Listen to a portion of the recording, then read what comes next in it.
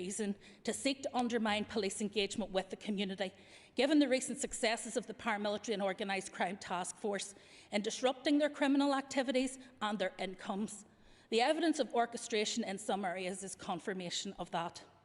And last night, as the trouble moved towards interfaces and flashpoints in our city, with a depressing inevitability, it became clear that deep-rooted sectarian hatred still propels people towards violence. All of those factors and more may have played a part in creating the toxic environment in which trouble has erupted. But while there are many factors that have contributed to the febrile atmosphere, there can be no excuses or justifications. And there is a common thread throughout: lack of leadership and a common target: the Police Service of Northern Ireland. Those who intentionally or unintentionally, through their actions or their words, have helped to position policing as a lightning conductor for anger and frustration in the community now need to step back and reflect.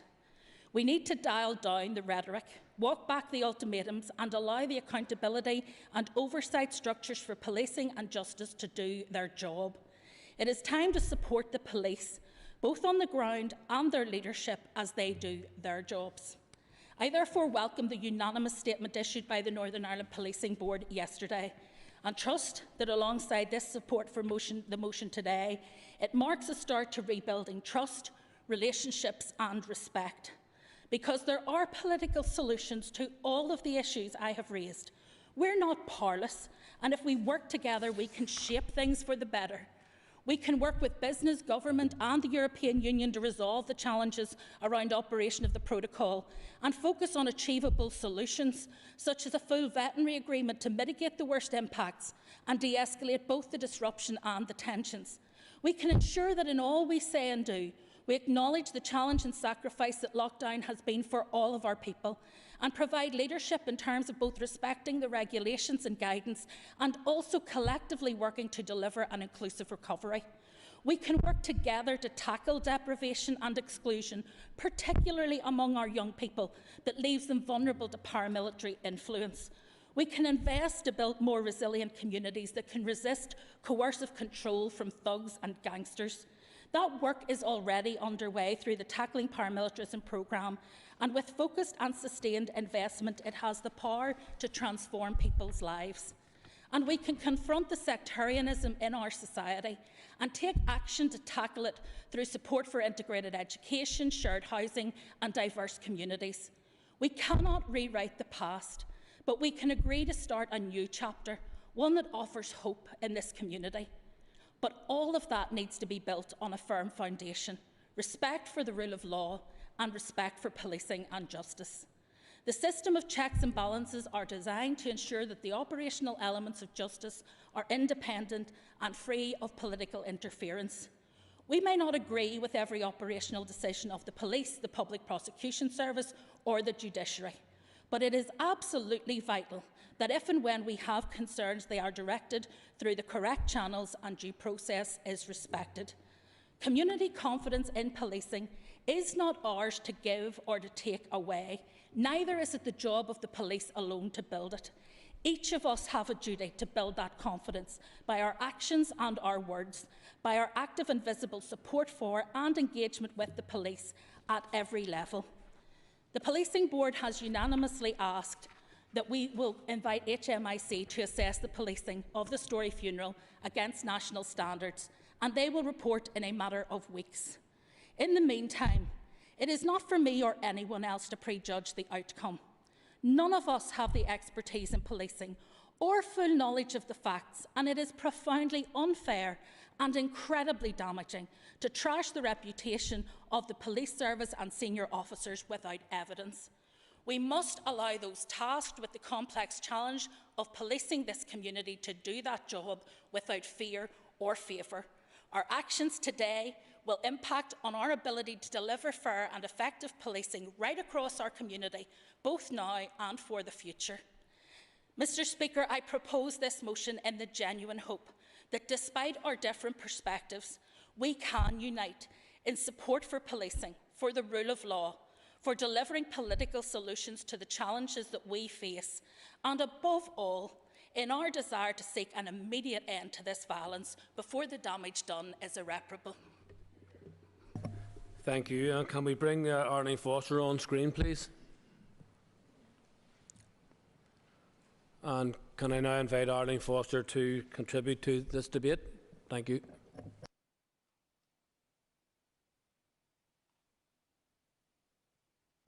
Ron silent, Ms Foster.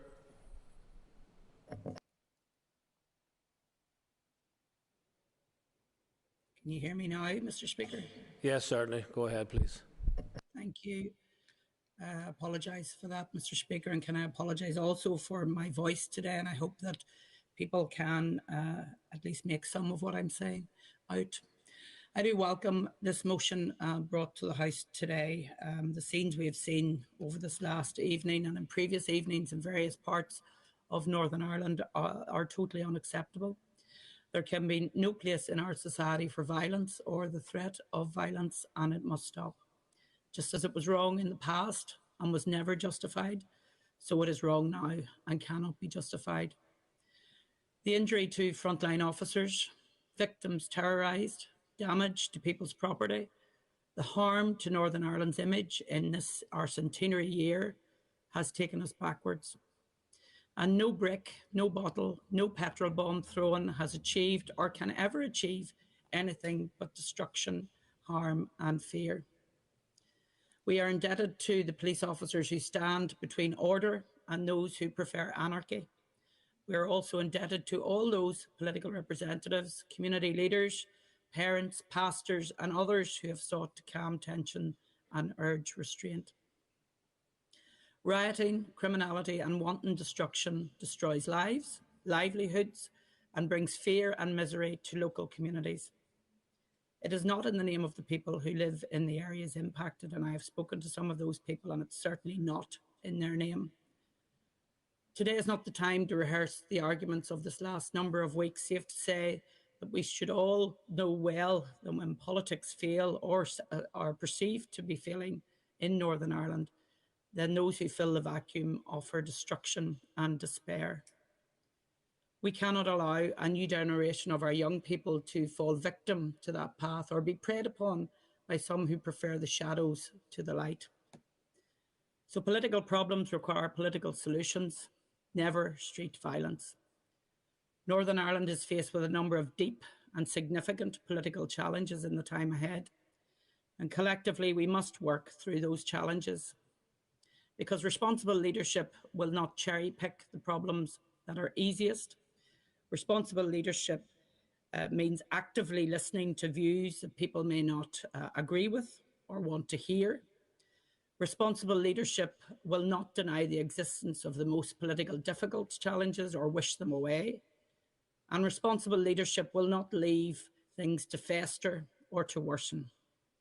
And in this Assembly, our democratic forum, we will always have our differences. We will always have our different legitimate expectations. But the only bedrock on which we can move forward successfully is to recommit ourselves to redouble our efforts to solve each and every one of the challenges we face through politics. A stable and prosperous Northern Ireland requires a solution to all of our challenges, built on the firm foundation that every citizen is equal under the law and equally subject to the law, regardless of background or status. Thank you, Mr. Speaker. Thank you, and I call Michelle O'Neill. And can I also welcome the opportunity to speak in today's debate, albeit saddened by the fact that we're actually even having to have this debate. I think it's incumbent upon us all as Assembly members, as political leaders, to meet and to publicly express our deep concerns relating to the recent violence and the ongoing street disorder over Easter week right across many areas, Belfast, Derry, Tyrone and other parts of the north. What we saw last night at Lanark Way interface, I think, was a very dangerous escalation of events of recent days, and it's utterly deplorable. This morning I met with the Chief Constable, Simon Byrne, who also then briefed the special meeting of the Executive, where he gave an operational update on the police response. And as we speak here today, 55 police officers have been injured, and I want to start my remarks by sending solidarity to those officers to their families at this very difficult time. And also I think that, at a time when they are out on the front face of this, tackling very difficult situations on the ground, trying to protect people and our communities from harm, protecting property. Can I also start by again reaffirming support for the rule of law and to those who are charged with upholding it on our streets. I am glad to say to this Assembly that the Executive just met this morning, and we also had the Chief Constable there, as I've said. And as a result of that engagement, we have now issued a joint executive statement. I think it's really, really important at this time. Our words are very powerful, and I think it's really, really important at this time that the Executive has sent out that united front. There is an onus on every single MLA and other public representatives to assume our responsibilities, to address the tensions as we see them, to restore calm, and to work with those credible local community leaders and the police to provide leadership that's required to confront these problems. As political leaders, we must stand united in appealing to all concerned to refrain from further threats or use of violence, and recognise that it's only through democratic politics that we can solve our problems and concerns, and call on those organising young people to engage in violence to stop, and to those young people themselves to call on them to exercise restraint. Nobody could fail to be alarmed by the fact that these are young people, children as young as 13, barely a teenager, that are involved in rioting, both at Sandy Row and then last night, again, similar scenes at Lanark Way. It's not right, it's dangerous, it's unacceptable, and it is a miracle that as we stand here today that no one has been killed. I want to commend all those that are on the ground, working really hard within their communities, trying to provide diversionary activities for children and young people, because we know that that can help to prevent further antisocial behaviour for those whom face the highest risk of influence. And we all know where that influence is coming from. It's coming from illegal, loyalist paramilitaries and criminal elements that are orchestrating this violence, while they stand back and send youngsters out to do their bidding. These people are no role models for our youth. They're outdated, they're antiquated, and they're caught in a time warp, which has no bearing on where the vast majority of people across the society now are, or indeed where they want to be. They're holding back their own people, and they're holding back their own community. It's only through dialogue, through democratic institutions, where political solutions to problems can be found. This Saturday marks the 23rd anniversary of the signing of the 1998 Good Friday Agreement. It created these democratic institutions based on power sharing and guaranteed equality and parity of esteem between both traditions, and the right for citizens to be Irish, to be British, or to be both. It also created an alternative to conflict. It gave today's generation the precious gift of peace and of hope. It is vital that the benefits of the peace process are safeguarded and built upon for future generations, and that all of our people feel the benefit. The LCC, we're told, have now withdrawn their support for this agreement. What's their logic? And more importantly, what's their alternative? Unionist leaders have withdrawn their support for the Chief Constable, demanding that he resign.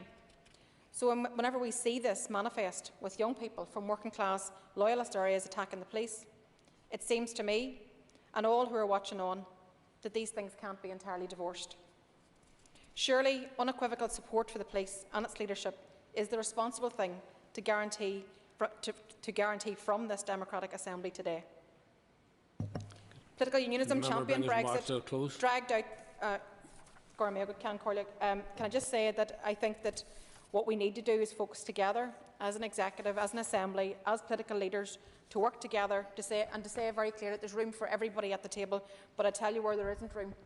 There isn't room for armed gangs. There isn't room for criminal gangs who care nothing about the future of this society. It's incumbent upon us as political leaders, whom which the public give their support, to work together.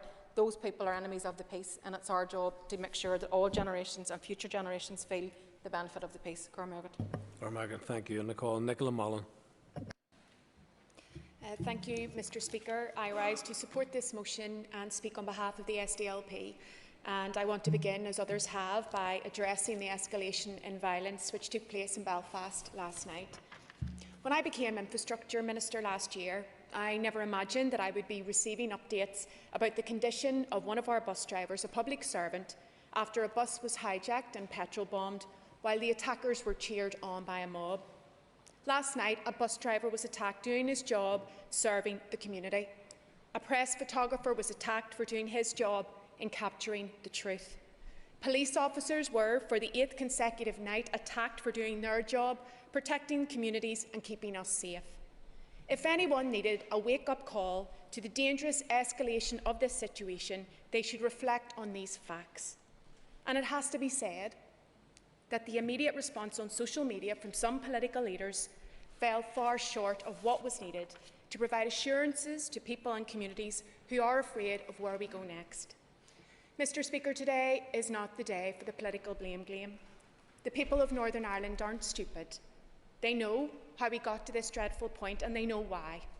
What the people of Northern Ireland want to know is, what are we, as their political leaders, going to do to de-escalate the situation and prevent it from reoccurring and infecting another generation of disadvantaged young people? I appeal to all members of this House to reflect seriously on where their words are taking us over the course of the next few hours and the next few days. The truth is that the violence and disorder, the sustained attacks on police officers, is a damning indictment of the quality of political leadership that has been provided to our communities. The fact that children are engaged in violence on our streets is a damning indictment of the quality of political leadership that has been provided to our communities. These are young people who should be looking with excitement to their future and their careers. They should have the world at their feet. Instead, they're looking at criminal convictions that will follow them throughout their lives and limit their ambitions and opportunities. Is that the kind of society that we want to be responsible for? After years of lost opportunities and lost lives, are we content to sacrifice another generation to our own divisions? I welcome the voices here today who have condemned the violence of recent days. But the truth is, we have condemned working-class communities to this cycle of violence for generations. I look at those young people in Carrickfergus and Newtonabbey, and I see the burden of poverty, isolation and alienation that they share with young people in the New Lodge and in Ardoyne. This place, these institutions should have been an example to people everywhere of what we can achieve by living for ideals rather than fighting for them.